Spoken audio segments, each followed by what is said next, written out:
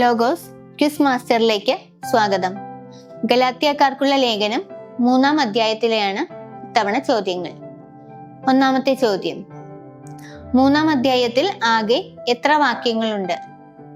ഉത്തരം 29 വാക്യങ്ങൾ. രണ്ടാമത്തെ ചോദ്യം, ഈ അധ്യായത്തിൽ പൗലോസ് എങ്ങനെയാണ് ഗലാത്യക്കാരെ അഭിസംബോധന ചെയ്യുന്നത്? ഉത്തരം ഭോഷന്മാരായ ഗലാത്യക്കാരെ. മൂന്നാമത്തെ ചോദ്യം, യേശുക്രിസ്തു അവരുടെ കൺമുൻപിൽ എങ്ങനെ ചിത്രീകരിക്കപ്പെട്ടിരിക്കുന്നു എന്നാണ് പൗലോസ് പറയുന്നത്? ഉത്തരം ക്രൂശിതനായി. നാലാമത്തെ ചോദ്യം, ക്രൂശിതനായ ക്രിസ്തു കൺമുൻപിലുള്ളപ്പോൾ നിങ്ങൾ ആഭിചാരം ചെയ്യപ്പെട്ടോ എന്ന് പൗലോസ് ആരോടാണ് ചോദിക്കുന്നത്? ഉത്തരം ഗലാത്യക്കാരോട്. അഞ്ചാമത്തെ ചോദ്യം, പൗലോസ് ശ്ലീഹ അവരിൽ നിന്നും അറിയാൻ ആഗ്രഹിക്കുന്ന കാര്യങ്ങൾ എന്തെല്ലാം? ഉത്തരം അവർ ആത്മാവിനെ സ്വീകരിച്ചത് നിയമത്തിന്റെ അനുഷ്ഠാനത്താലോ അതോ വിശ്വാസത്തിന്റെ അനുസരണം അവരോട് പ്രഘോഷിക്കപ്പെട്ടത് വിശ്വസിച്ചതുകൊണ്ടോ? ഇതാണ് അറിയാൻ ആഗ്രഹിച്ച കാര്യങ്ങൾ. ആറാമത്തെ ചോദ്യം, എന്തുകൊണ്ടാണ് പൗലോസ് അവരെ ഭോഷന്മാർ എന്ന് വിളിക്കുന്നത്? ഉത്തരം അവരുടെ വിശ്വാസം ആത്മാവിൽ ആരംഭിച്ചിട്ട് ശരീരത്തിൽ അവസാനിപ്പിക്കുന്നതായി തോന്നിയതുകൊണ്ട്. ഏഴാമത്തെ ചോദ്യം, ഗലാത്യക്കാരോട് വ്യർത്ഥമായി പോയോ എന്ന് പൗലോസ് അന്വേഷിക്കുന്നത് എന്തിനെ പറ്റിയാണ്? ഉത്തരം ഇത്രയും നാൾ അവർ സഹിച്ചത് അത്രയും. എട്ടാമത്തെ ചോദ്യം, അവർക്ക് ആത്മാവിനെ നൽകുകയും അവരുടെ ഇടയിൽ അത്ഭുതങ്ങൾ പ്രവർത്തിക്കുകയും ചെയ്യുന്നവൻ ആരാണ്? ഉത്തരം യേശുക്രിസ്തു. ഒൻപതാമത്തെ ചോദ്യം, യേശുക്രിസ്തു അങ്ങനെ ചെയ്തത് എന്തുകൊണ്ടാണെന്നാണ് പൗലോസ് പറയുന്നത്? ഉത്തരം അവരോട് പ്രഘോഷിക്കപ്പെട്ടത് അവർ വിശ്വസിച്ചതുകൊണ്ട്. പത്താമത്തെ ചോദ്യം, നിയമാനുഷ്ഠാന നിമിത്തം ആർക്കും എന്ത് നൽകപ്പെട്ടിട്ടില്ല എന്നാണ് പറയുന്നത്? ഉത്തരം ആത്മാവിനെ നൽകപ്പെട്ടിട്ടില്ല.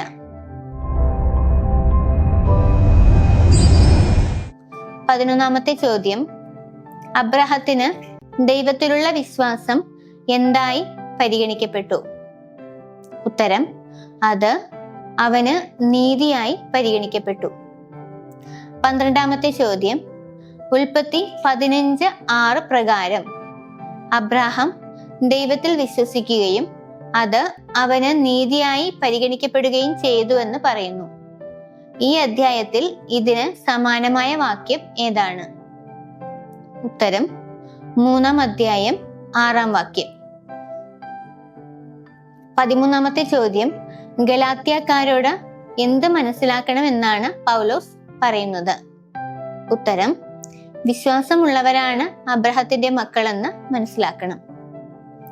14ാമത്തെ ചോദ്യം, വിശുദ്ധ ഗ്രന്ഥം അബ്രഹത്തെ അറിയിച്ച സദ്വാർത്ത എന്താണ്? ഉത്തരം നിന്നിൽ ജനതകളെല്ലാം അനുഗ്രഹീതരാകും.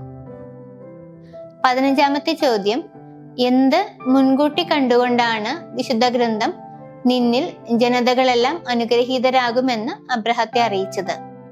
ഉത്തരം വിജാതീയരെ വിശ്വാസം വഴി ദൈവം നീതീകരിക്കുമെന്ന് കണ്ടുകൊണ്ട്. 16ാമത്തെ ചോദ്യം, വിജാതീയരെ വിശ്വാസം വഴി ദൈവം നീതീകരിക്കുമെന്ന് കാണുന്നത് എവിടെയാണ്? ഉത്തരം വിശുദ്ധ ഗ്രന്ഥത്തിൽ. 17ാമത്തെ ചോദ്യം, വിശ്വാസമുള്ളവർ ആരോടൊത്താണ് അനുഗ്രഹം പ്രാപിക്കുന്നത്? ഉത്തരം വിശ്വാസിയായ അബ്രഹത്തോടൊത്ത്. 18ാമത്തെ ചോദ്യം, വിശ്വാസിയായ അബ്രഹത്തോടൊത്ത് അനുഗ്രഹം പ്രാപിക്കുന്നത് ആരാണ്? ഉത്തരം വിശ്വാസമുള്ളവർ. 19ാമത്തെ ചോദ്യം, ആരൊക്കെയാണ് ശാപത്തിന് വിധേയർ? ഉത്തരം നിയമാനുഷ്ഠാനത്തിൽ ആശ്രയം അർപ്പിക്കുന്ന എല്ലാവരും. 20ാമത്തെ ചോദ്യം, നിയമാനുഷ്ഠാനത്തിൽ ആശ്രയം അർപ്പിക്കുന്നവർ ശാപത്തിന് വിധേയരാണെന്ന് പറയാൻ കാരണമെന്ത്? ഉത്തരം എന്തെന്നാൽ നിയമഗ്രന്ഥത്തിൽ എഴുതപ്പെട്ടിരിക്കുന്നതെല്ലാം അനുസരിക്കാതെയും പ്രവർത്തിക്കാതെയും ഇരിക്കുന്നവൻ ശപിക്കപ്പെട്ടവനാണെന്ന് എഴുതപ്പെട്ടിരിക്കുന്നു.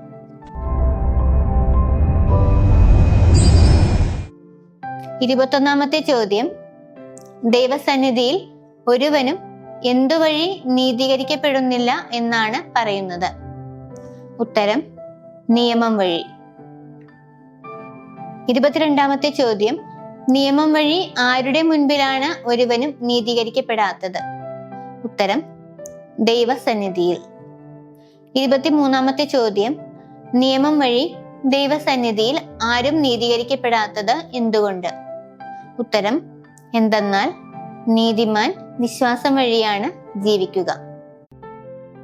24-ാമത്തെ ചോദ്യം, ആരാണ് വിശ്വാസം വഴി ജീവിക്കുന്നത്? ഉത്തരം, നീതിമാൻ. 25-ാമത്തെ ചോദ്യം, നിയമം അനുഷ്ഠിക്കുന്നവൻ അവ വഴി ജീവിക്കുമെന്ന് പറയുന്നത് എന്തുകൊണ്ട്? ഉത്തരം, കാരണം നിയമത്തിന്റെ അടിസ്ഥാനം വിശ്വാസമല്ല. 26-ാമത്തെ ചോദ്യം, നിയമത്തിന്റെ ശാപത്തിൽ നിന്നും ആരാണ് നമ്മെ രക്ഷിച്ചത്? ഉത്തരം, ക്രിസ്തു. 27-ാമത്തെ ചോദ്യം, ക്രിസ്തു എങ്ങനെയാണ് നമ്മെ നിയമത്തിന്റെ ശാപത്തിൽ നിന്നും രക്ഷിച്ചത്? ഉത്തരം, നമ്മെ പ്രതി ശപിക്കപ്പെട്ടവനായി തീർന്നുകൊണ്ട്. 28-ാമത്തെ ചോദ്യം, എന്തുകൊണ്ടാണ് ക്രിസ്തു നമ്മെ പ്രതി ശപിക്കപ്പെട്ടവനായി എന്ന് പറയുന്നത്? ഉത്തരം, എന്തെന്നാൽ മരത്തിൽ തൂക്കപ്പെടുന്നവൻ ശപിക്കപ്പെട്ടവനാണ് എന്ന് എഴുതിയിരിക്കുന്നു. 29-ാമത്തെ ചോദ്യം, മരത്തിൽ തൂക്കപ്പെടുന്നവൻ ശപിക്കപ്പെട്ടവനാണ് എന്ന് പഴയ നിയമ ഗ്രന്ഥത്തിലെ ഏത് പുസ്തകത്തിൽ എഴുതിയിരിക്കുന്നു? ഉത്തരം, നിയമാവർത്തന പുസ്തകം 21-ാം അധ്യായം 23-ാം വാക്യത്തിൽ എഴുതപ്പെട്ടിരിക്കുന്നു. മരത്തിൽ തൂക്കപ്പെട്ടവൻ ദൈവത്താൽ ശപിക്കപ്പെട്ടവനാണ്. 30-ാമത്തെ ചോദ്യം, എന്തിനു വേണ്ടിയാണ് ഇപ്രകാരമെല്ലാം സംഭവിച്ചത്? ഉത്തരം, അബ്രാഹത്തിന് ലഭിച്ച അനുഗ്രഹം യേശു ക്രിസ്തു വഴി വിജാതീയരിലേക്ക് വ്യാപിക്കേണ്ടതിനും ആത്മാവിന്റെ വാഗ്ദാനം വിശ്വാസം വഴി നമ്മൾ പ്രാപിക്കേണ്ടതിനുമാണ് ഇപ്രകാരം സംഭവിച്ചത്.